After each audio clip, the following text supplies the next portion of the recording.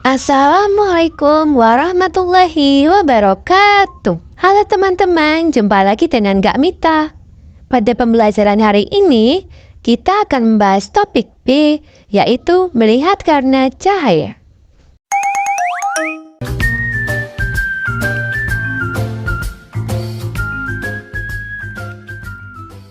Apakah teman-teman tahu mengapa kita bisa melihat benda?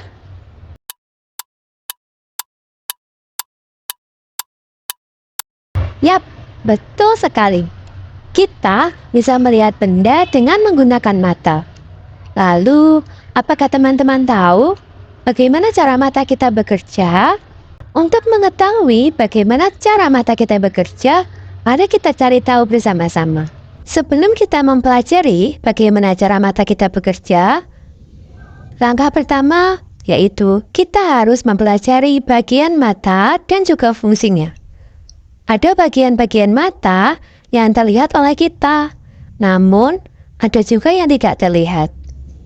Apa sajakah bagian-bagian mata tersebut? Mari kita pelajari bersama-sama. Bagian mata yang terlihat dan fungsinya. Perhatikan pada gambar berikut. Alis melindungi mata kita dari air ataupun keringat agar tidak masuk ke dalam mata. Bulu mata melindungi mata kita dari benda asing seperti debu ataupun kotoran. Pupil, bagian mata di tengah iris, merupakan celah tempat masuknya cahaya ke dalam bagian mata. Iris, bagian mata yang berwarna putih, berfungsi untuk mengatur jumlah cahaya yang masuk ke dalam mata. Sklera atau selaput putih, bagian berwarna putih dan keras pada bola mata.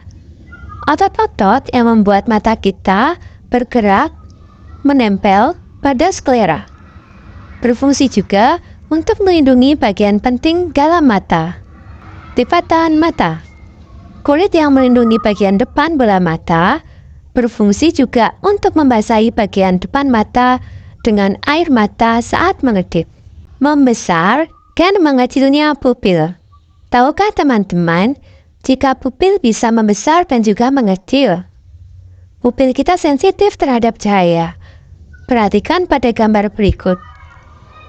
Nah, pada gambar pertama, saat kalian berada di tempat terang, pupil akan mengecil agar cahaya yang masuk dalam mata kalian tidak terlalu banyak. Karena cahaya yang terlalu banyak ke dalam mata akan menyebabkan mata menjadi rusak.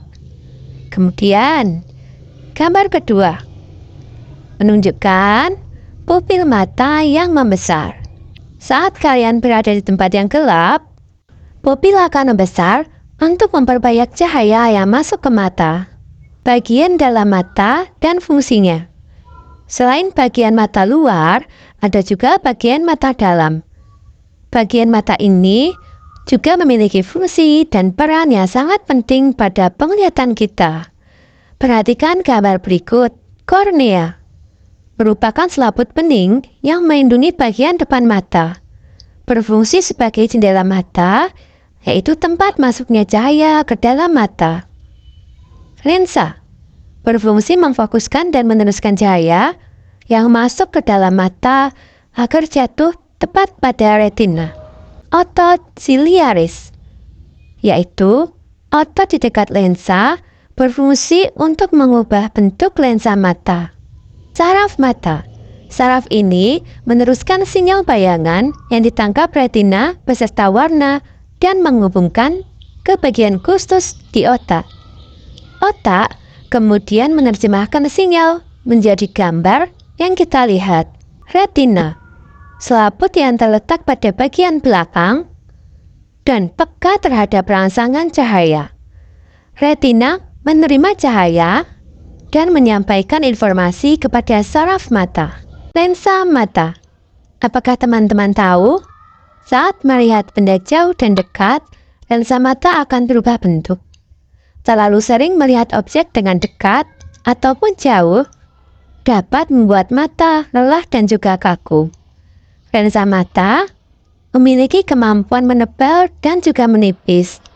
Saat melihat benda yang mendekat, lensa mata akan menebal. Demikian sebaliknya, saat melihat benda yang jauh, lensa mata akan menipis. Nah, sebelumnya teman-teman sudah mempelajari bagian-bagian pada mata dan juga fungsinya. Pada saat ini, teman-teman bisa mempelajari bagaimana kita melihat. Perhatikan gambar berikut ini. 1.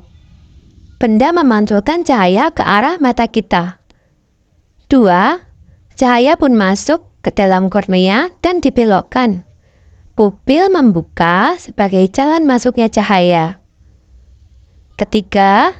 Kemudian lensa mata mengarahkan cahaya sehingga bayangan benda jatuh pada retina. 4. Bayangan benda yang ditangkap oleh retina berbentuk terbalik. 5. Ujung-ujung syaraf penerima rangsang di retina akan menyampaikan isyarat ini ke otak. Otak pun merespon dan menerjemahkan bayangan yang diterima. 6. Bayangan yang ditangkap dibalikan kembali oleh otak sehingga kita bisa melihat. Gangguan penglihatan pada manusia. Gangguan penglihatan pada manusia bisa disebabkan dengan banyak hal. Ada yang merupakan bawaan sejak lahir, akibat dari penyakit lain, faktor usia, ataupun kebiasaan yang tidak baik. Beberapa gangguan penglihatan bisa diperbaiki dengan menggunakan kacamata khusus ataupun operasi. Berikut ini beberapa gangguan penglihatan pada manusia. 1. Rabun jauh. Rabun jauh merupakan ketidakmampuan mata melihat benda dalam jarak jauh secara jelas. Penyebabnya bisa berupa perilaku yang tidak sehat, seperti membaca sambil tiduran, membaca dengan terangan yang minim, terlalu lama melihat layar televisi, komputer, dan telepon. Atau dapat juga dikarenakan kurangnya mengonsumsi makanan yang mengandung vitamin A.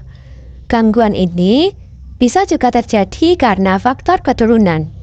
Penderita rabun jauh dapat dibantu dengan menggunakan kacamata minus. 2. Rabun dekat. Rabun dekat merupakan ketidakmampuan mata melihat benda dalam jarak dekat secara jelas.